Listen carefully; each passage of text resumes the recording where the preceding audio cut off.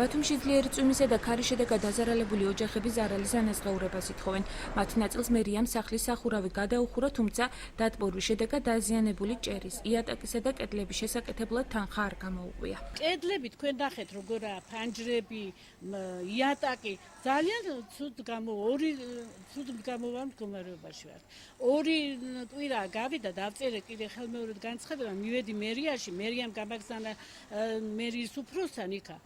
ხოდა ორი კვირა არავინ არ მოსულა არჩევს ამოწმებად არაფერი. დახმარებას ითხოვს მამია ვარშენძის ქუჩაზე მცხოვრები ატანისიანების 11-სულიანი ოჯახიც, რომლებიც ბარაკის ტიპის ფიცრულში ცხოვრობს.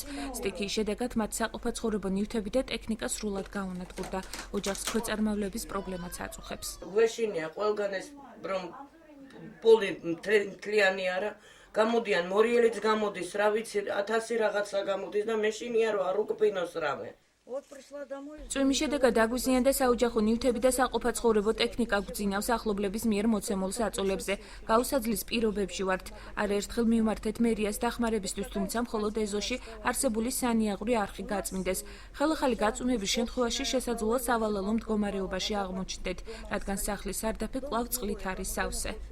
ფინანსური დახმარების მოლოდინში აღმაშენებლის 38 ნომერში მცხოვრები მოსახლეობაც, რომლებსაც ავტომობილები მეზობელი კორპუსიდან ქარის შედეგად გადმოსროლილმა სამშენებლო მასალებმა დაუზიანა. განცხადება დატოვებული გვაქვს, გვერდებიან დახმარებას, მაგრამ უკვე ერთი თვეა გავიდა, არაფერი არ ესმის. ყოველ მისვლაზე მეუბნებიან, რომ დაგირეკავთ ამ დღეებში, მაგრამ ჯერ არაფერი. საბუთები საფინანსოში როგორც გითხრეს გადაცემულია და ველოდებით როდის აგვეხმარებიან. ძლიერი წვიმის შედეგად დაზარალებული ოჯახების დახმარებისათვის მერიამ თანხა უკვე გამოყო. მერია დაზარალებული ოჯახებისთვის ნაწილობრივ მატერიალური დახმარების გაცემას ინდივიდუალურად გეგმავს, რაც დაზიანებული ავეჯის და ინვენტარის ანაზღაურებას არ ითვალისწინებს. საუბარია ზიანის მხოლოდ ნაწილის ანაზღაურებაზე, ვინაიდან თვითმმართველობა არ ანაზღაურებს სრულ ზარალს, მინიმალური საცხოვრებელი პირობების შექმნისათვის. აქ შეიძლება იყოს საუბარი იგივე გადახურვის სამუშაოები, ასევე სახლის გამაგრება და ასე შემდეგ.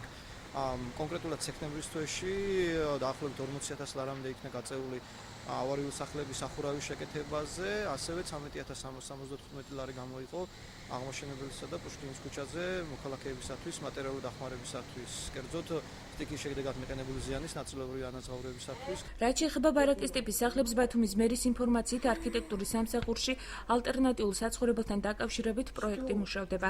რესურსის მოძიება კი ჯერ არ დაწყებულა. ბათუმში მსგავსი კატეგორიის 1600-მდე ოჯახია, რომელთა მდგომარეობა შესაძლოა ზამთარში კიდევ უფრო გაუარესდეს.